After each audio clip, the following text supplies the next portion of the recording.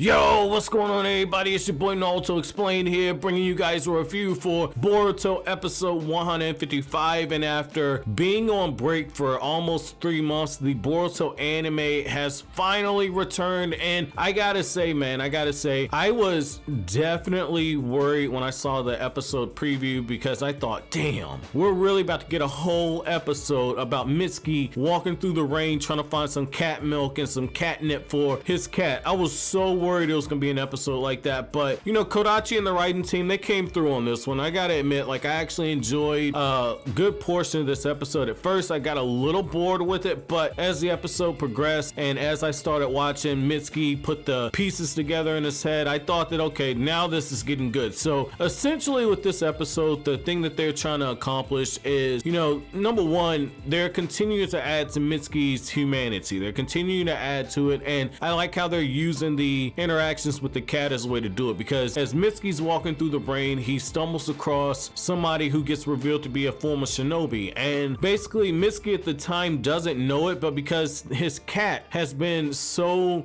taken in by him, so enamored, Mitsuki decides on a whim to essentially save the person. Now this is really good when it comes to symbolism, okay, because Mitsuki in particular, if you look at the ending, I want to tie in the ending credits where you have the outro and everything. If you look at how when Boruto and Sarada, they're dancing, they're pumping their fists and everything, if you look very closely at Mitsuki is always looking over there at Boruto and Sarada, trying to figure out what it is that he needs to do until he actually has all the light bulbs snap and he starts to enjoy himself. So Mitsuki has always struggled with his humanity. He's always struggled with what the right thing to do, what the next thing to do is. He's always kind of just followed lead. And so in this case, when Mitsuki decides to save this man from bleeding out, Mitsuki is doing something on a whim. He sees his cat, and in a way his cat kind of took the lead on it, but for the most part this was Mitsuki's decision, and I really like that right there. And at first I thought he took him to the hospital, but no, Mitsuki takes him to his own home, puts this stranger in his bed, and he saves him. I thought that that was interesting. I really thought that was interesting right there, because it shows a level of growth in him. And you know, next time Orochimaru gets the time to view Mitsuki's memories and everything, I think that this is going to be something that Orochimaru is going to be pretty fascinated by, because I don't think that when you look at Mitsuki when he first came into the series, I don't think that this is something that he would have done. So you can see in very small ways how being around Boruto and Sarada has changed this guy. So I like that you're continuing to see that growth out of the character. Now the other thing though is that this episode started touching on some very interesting themes, especially given the climate that we're in right now, with so many people unemployed and with so many of these corporations basically taking trillions of dollars from us. Don't worry, I'm not gonna get political on this. You know, I like how in this case right here you have the whole thing with corporations basically covering up employee worker deaths and everything, and that really struck a chord with me, because I worked for a major corporation when I was in college and I suffered a pretty nasty head injury. Okay, like obviously I don't have permanent damage and everything, but I had to see a specialist for a while, and they used a loophole to not cover any of my treatment, so I got stuck with a lot of medical debt. And so when it comes to a corporation screwing over somebody you love, that really hit me on a different level, because I personally was on the receiving end of that. And when you look at the motivation of the shinobi that Mitsuki comes into contact with, it's very real. It's a very real emotion right there. And what I like about that is how as he gets to interacting with Mitsuki, you see him starting to falter. They made it pretty clear early on that, okay, this is going to be the villain.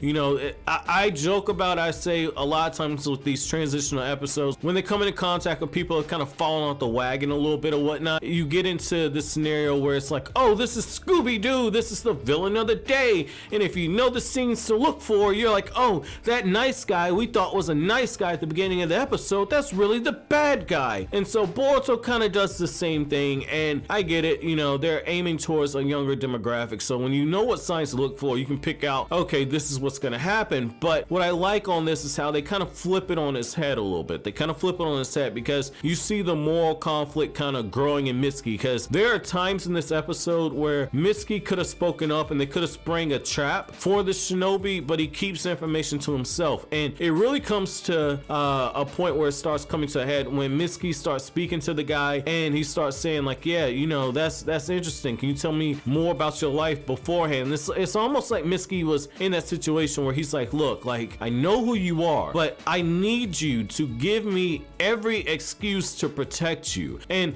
that's what I like right there, because, you know, you gotta understand, for Mitsuki had already gotten to the point where he considered the guy to be family, okay? Because he said that, you know, that's his cat's older brother. And, you know, for Mitsuki, that goes a very long way, because when you think about it, Mitsuki never really refers to a bunch of people as family. So that just shows you that in this very short period in time, he's gotten really attached to this person. So I thought that was interesting right there, because it brings up a real human element. And that's what's so important about these episodes with Mitsuki, is when we see it focus on him, it's more so about his humanity. There's not going to be a lot of action and drama, but the real conflict is going to come to a head when you see his internal struggles and you see his growth as he's starting to learn his humanity, and you see it manifest in an external way. And that's what this episode did right here. This is probably one of the better episodes when it comes to Mitsuki dealing with his humanity, because now he's in a situation where he's actually having to go through with his role as a shinobi to oversee his mission, and yet at the same time his mission is at odds with the person that he's made friends with, a person that he considers to be family. And then when he learns the full situation, when he learns that this guy lost family because of this plant explosion, when Mitsuki's learning that this guy isn't necessarily a bad guy,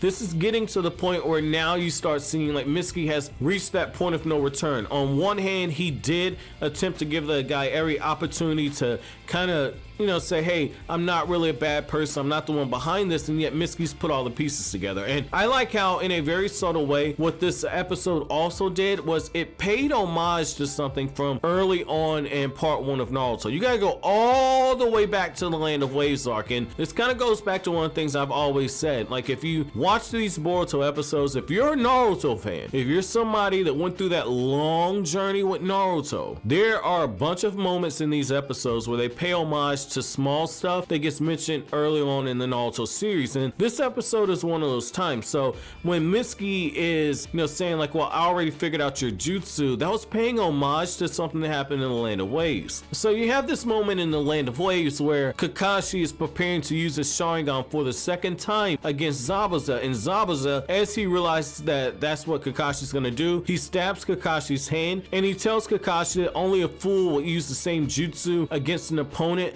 back to back, and he says, because I've already seen your jutsu, it's no longer effective, it no longer catches me off guard. And Zabuza says that a true shinobi never whips out his most powerful jutsus against the same opponent back to back. You know, being a ninja is all about deception and waiting for that one moment where you're able to catch your opponent off guard. And so with Mitsuki, because Mitsuki saw that jutsu before, he put the pieces together and he came up with a countermeasure. And so I like how that element right there was incorporated. And symbolically, I like how Mitsuki's friend brings the CEO and the president of that chemical company that blew up. I like how he brings him to the graveyard and brings him to the grave site of his dead sister. And so I thought that was very poetic. I thought that was very symbolic. And when you look at it, the guy was basically saying like, look, you know, I'm gonna kill you here, and it's gonna be at my sister's grave, and then I'm gonna wash my hands of this whole thing. I thought that was a very poetic way to try and end it, but obviously they're not gonna have this kid go out there and kill the CEO. But I like how Mitsuki shows up, and as they have that staring match, right, at first I'm thinking we're gonna actually see a shinobi battle, but that's not what we see. That's not what we see right there. But that doesn't mean that there's not conflict, because this whole time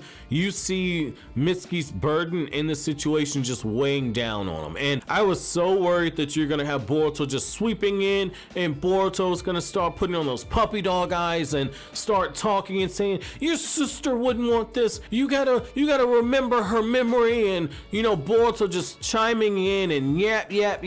I was so worried that Boruto's gonna butt his head in, because Boruto has a tendency to do that in a lot of the episodes where he's out of place, where he's saying the right things but he shouldn't be the one to say them. And so I like how they really allowed this to be Mitsuki's opportunity to come to this conclusion. So I thought that was nice. I thought that added a really really nice payoff to it right there. I thought they added a really nice payoff to it, and I like how, again, when it comes to the jutsu that the guy uses, the jutsu that he uses, it's all about deception. He's hiding those needles inside of the rain. That's the whole reason why he targeted on the rain, because it made it so easy on the nights that it rained for him to use his jutsu, and ultimately he ends up stabbing himself. So I thought that that was cool right there, because the episode opens up with him suffering an injury because of the attempted murder he tried to do, and the episode ends with him suffering an injury almost as if he's atoning for his sins. It's raining, so it's washing away his evils. I thought that that was nice right there.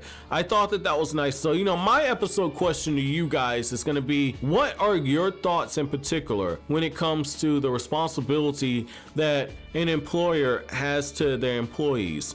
Do you think that corporations are wrong for trying to cover things up in order to maintain public image and trying to maintain their profits? Or do you think that the values of the employees when it comes to just their personal lives and their families, do you think that that matters more? And if you're in the situation as Mitsuki in this episode where somebody that you love had basically committed a crime, could you turn them in? Could you turn them in? That's gonna be my episode question for you guys. But as always, guys, if you like anything I had to say, don't forget to comment, rate, subscribe, and share. Thank you so much for watching all the way to the end. Have an awesome day, guys.